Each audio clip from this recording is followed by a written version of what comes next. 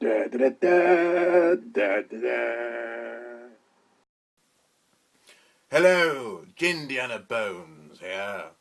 Now, as always, I'm here to talk to you about my findings with regards to the portrayal of archaeology through the medium of film and film celluloid. Yes. Anyway, today I'm here to talk about the apparently inevitable, phenomenon of having to escape baddies. You know, the sort of people who turn up with maybe a knife, or maybe they have like a golden tooth, or perhaps they have a pet monkey that follows you around and attempts to get your assistant kidnapped. Yes, so eventually you're going to have to try and escape these baddies. And what I've found, oh, there are several main ways which seem to be very common in films. The first one is, of course, the mine cart, and going through the mine on a cart. The thing about a mine cart ride is that it's inherently unpredictable. I'm not entirely sure I'd be able to keep my gin in my glass, never mind the ice cubes. And then you're being chased by people with guns who are trying to shoot you, and there's spikes and there's sort of waterfall things, and no doubt there's going to be some sort of explosion at some point. I must admit, I'd much rather not take this route at all. Rather too dangerous. Bad business all round, if you ask me. Yes, I'm not sure I'd want to do that. The second one is the second one is jumping off a waterfall. Ha ha ha!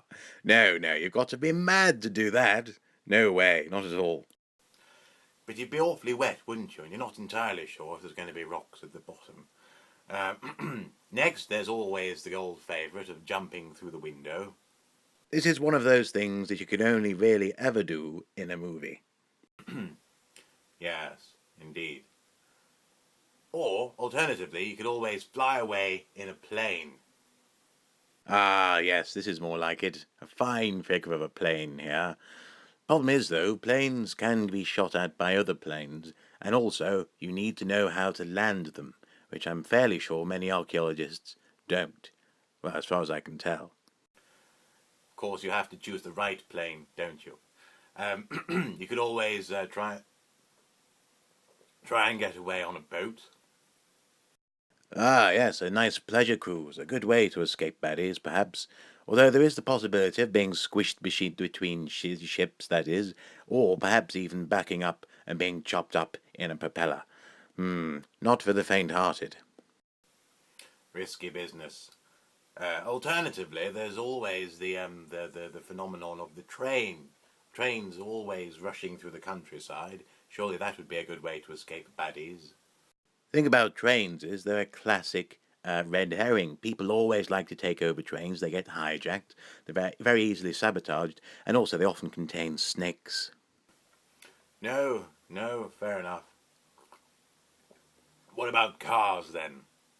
Just one problem here, and that is it's not a good idea to drink and drive. Ah, you see, it's just all so very difficult. Trying to choose the appropriate escape mechanism for getting away from your baddies, the people who are pursuing you. You know, it's times like these I always like to just resort to the good old favourite of sitting down with them to a good old drink of gin. Yes, it always works for me. Anyway, until next time, cheers.